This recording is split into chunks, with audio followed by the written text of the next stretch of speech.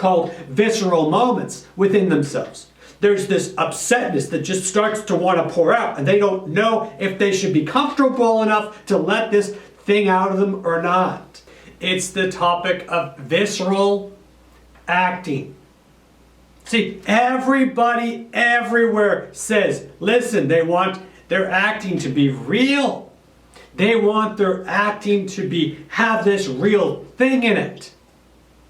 Well, if you want reality, you're going to have to deal with reality, and reality is visceral.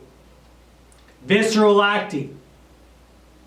You're in an exercise, you're in a scene, all of a sudden somebody starts shouting at you for some reason. All of a sudden you start having little tremors of shakes. It can happen. This is part of viscerality. This is part of having a real experience. This is part of having that wash over you of uncomfortability during your acting. All of a sudden, this uncomfortableness, this hits you because you're in this scene where you've got somebody and you're in the middle of an argument. You're in the middle of some real experience.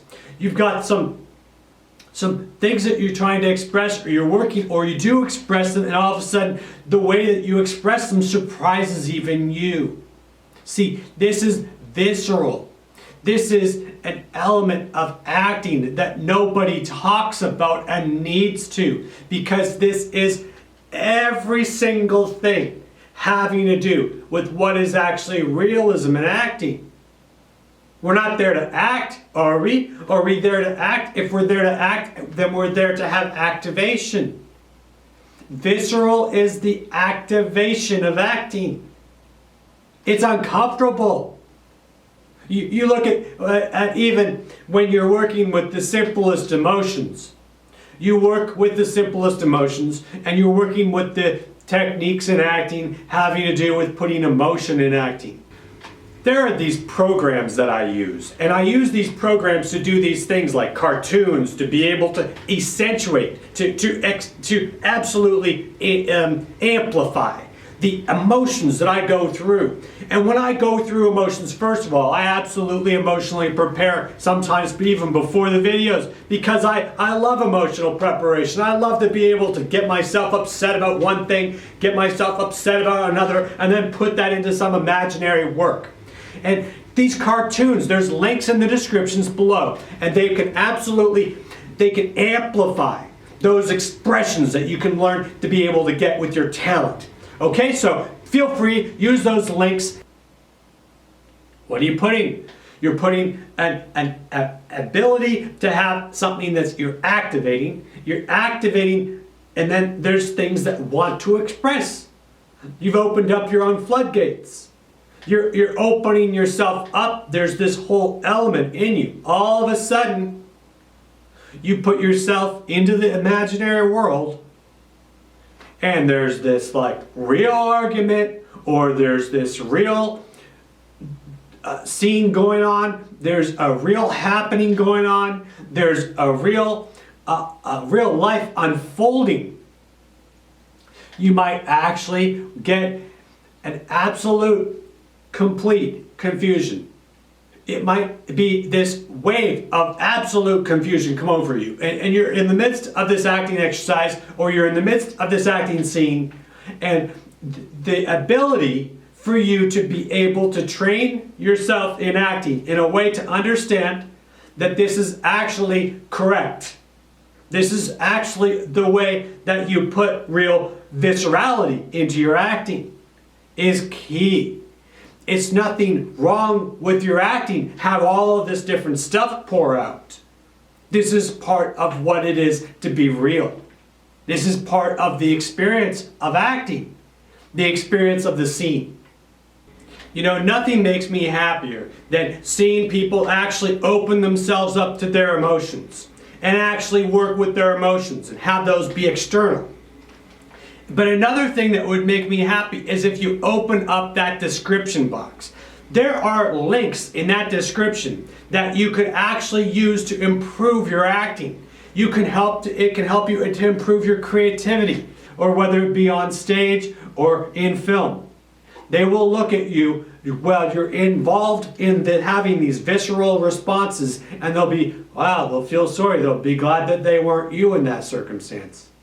Because there's this talent that's coming out of you. There's this unexpected result happening in you. Because what you're involved in is a real experience. This topic of viscerality is so important. You know, back in the day when they found out that there was all of these major hockey players that were coming out of certain countries, they couldn't figure out why was everybody so quick to get up on their feet.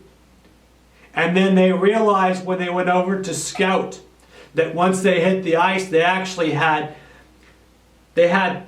things that were training themselves, that when they would do these exercises, they would practice hitting the ground, hitting the ice, going full tilt. Then you practice falling down on the ice.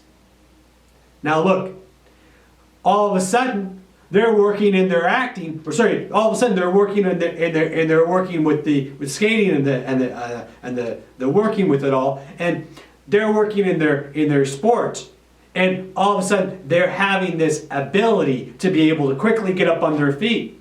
Hi, I'm inviting you to actually join me live on the internet, and if you would, you can bring your own emotional preparation. We can work on emotional preparation together, and we can really hone down and help build out that talent within inside of you. Now, even if all it is you want to just bring an emotional preparation, do a spoon river, I don't mind. Come, join us, and absolutely practice the talent of your own acting. Look, a lot of times, actors get taken out of their own imaginary circumstances in acting, because they hit these things called visceral moments within themselves. There's this upsetness that just starts to want to pour out, and they don't know if they should be comfortable enough to let this thing out of them or not. Yes, that's the moment to relax and let whatever's visceral in you come out. That's authentic. That's the moment to be able to be authentically spurred. The authenticness to be able to actually have the response coming out. However it looks, let it out. This is visceral, a felt sense about something that's stimulating you internally, and the internal expression is finding its physicality out into expression.